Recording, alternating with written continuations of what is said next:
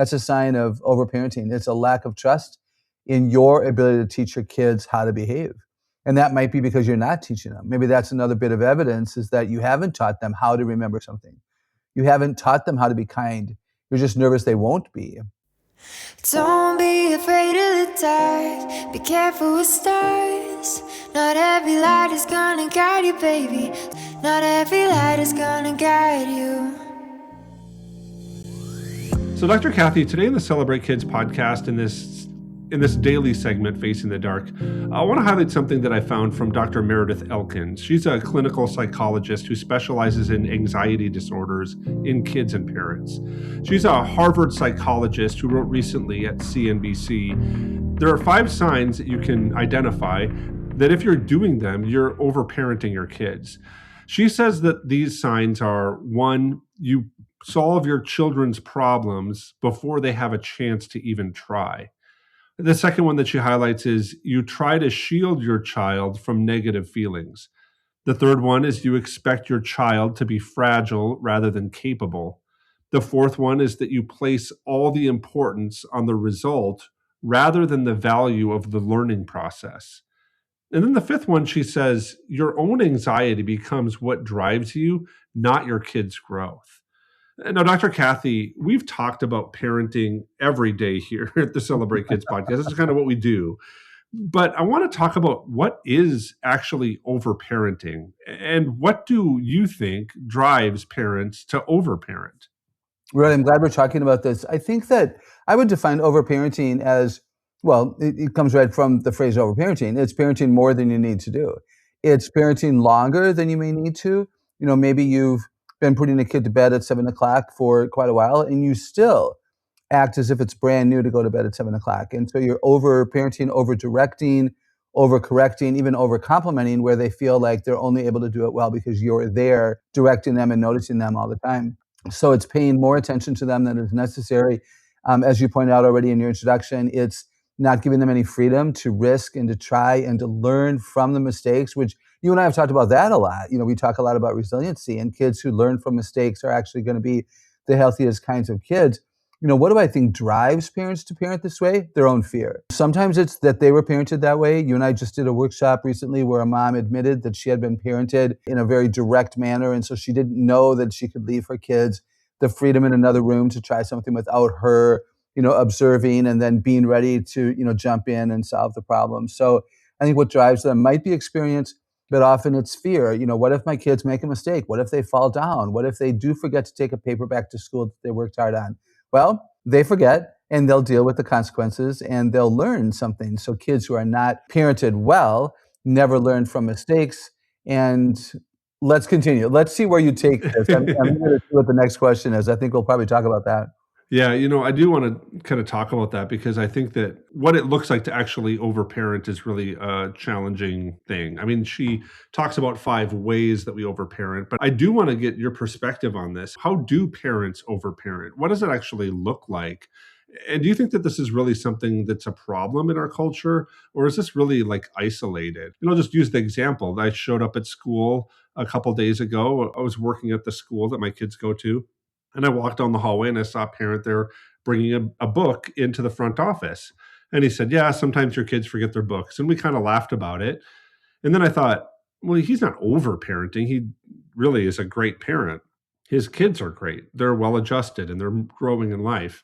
But that would be maybe something that I would say is like an over-parenting move, that he stepped in and carried something when his kid should have maybe faced the consequences. But I don't think that they're overparenting. So is every time that a parent does that kind of overparenting? Or how would you kind of define that? What does overparenting look like? And is this a problem? That's a really good question. I would say that, not knowing any more than what you said, if the child rarely forgets the book, then that father was demonstrating grace and mercy. And that was a good thing to do. He rarely forgets the book. Maybe the dad didn't have to go terribly out of his way. He dropped off the book because that's love, that's grace, and that's mercy. However, if the child believes that that's always what's going to happen, then he won't think about, oh, do I need to take anything to school today, when he's putting on his jacket and getting ready to leave out the door. So this is the balance, right? So we train and we teach. So we say, hey, son, do you have anything you need to take to school? No, Dad. You sure? No, nothing. Maybe on that day when he forgets something, he doesn't get rescued by dad and he suffers the consequences of the teacher calling him out for not having his materials correctly. Now, if he comes home and gets mad at dad, you didn't remind me, then dad needs to stand up for himself and say, no, I asked you the right questions, and this is on you for not remembering something that was valuable to you. So again, this is the balance. We do it all the time.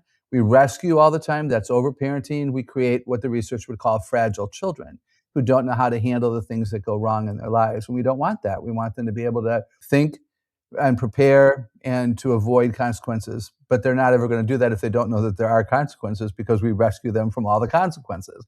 And some people are listening and going, but Kathy, that's love. Is it really?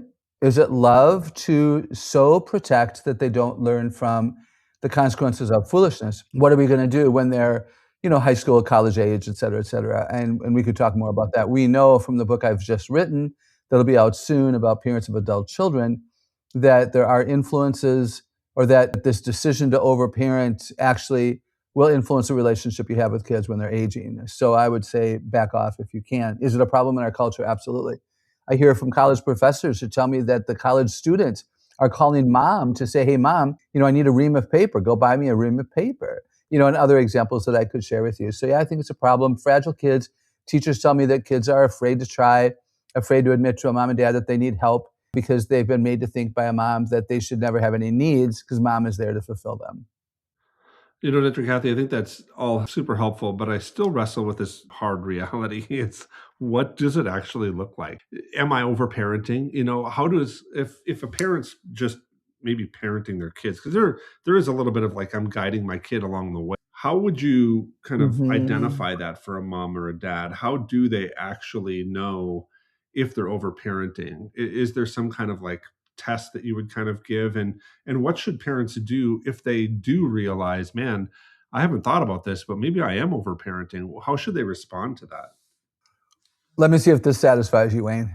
I think parents who are nervous and anxious and fearful that they're going to be found out to be the parent of a kid who forgets a book are overparenting. They're overinvested. They're getting way too much of their reputation from their kids' behavior. Many parents who overparent are expecting kids to perform well so they look good.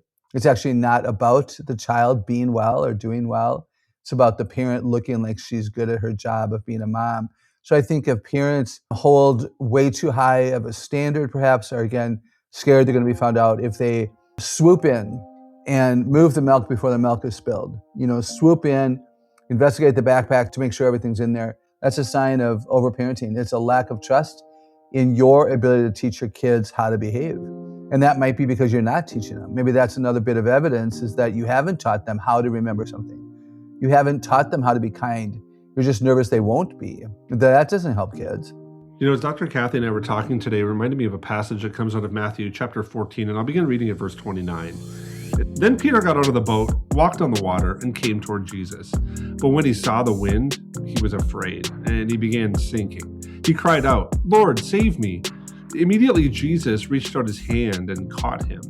"You of little faith," he said, "why did you doubt?" The Sea of Galilee that this event takes place on, it's a very dangerous part of the world. I mean, storms are real. They come up out of almost nowhere. Peter stepping out of the boat was not a safe moment for him, but it was a growth moment. Jesus didn't prevent the risk, but he also didn't shame Peter when fear caused him to sink. Instead, Jesus models a non-anxious presence. He does not rescue preemptively. He really allows Peter to experience fear and effort and failure, and then rescue. And it all happens in that order. Theologically, this shows how faith grows. It grows when trust is practiced and not protected, and people aren't protected from challenge. This directly confronts some of the things that Meredith Elkins identifies. Parents who solve problems too quickly or shield their kids from discomfort unintentionally block growth patterns or growth pathways for their kids. Overparenting often comes with love mixed with fear, and courage can be formed when kids are allowed to try and wobble and then work to recover. You don't need to keep your kids from the water, but you should stay close enough that they know that help is available if they need it. And I think that's an interesting perspective here. And some of the things that I think help nuance some of this and give you perspective on what it looks like to be a parent who steps into really a gray or dark or murky part of the culture. We can give them a bright light that shines and cuts through the confusion or the fear that they're going to face. I hope that's an encouragement for you, and I hope everything that we do here at Celebrate Kids is an encouragement for you. I'm so glad you joined us today on the Celebrate Kids podcast, this daily segment, Facing the Dark. On behalf of Dr. Kathy Koch, my name is Wayne Stender. Thankful you joined us today, and we're looking forward to seeing you here again tomorrow.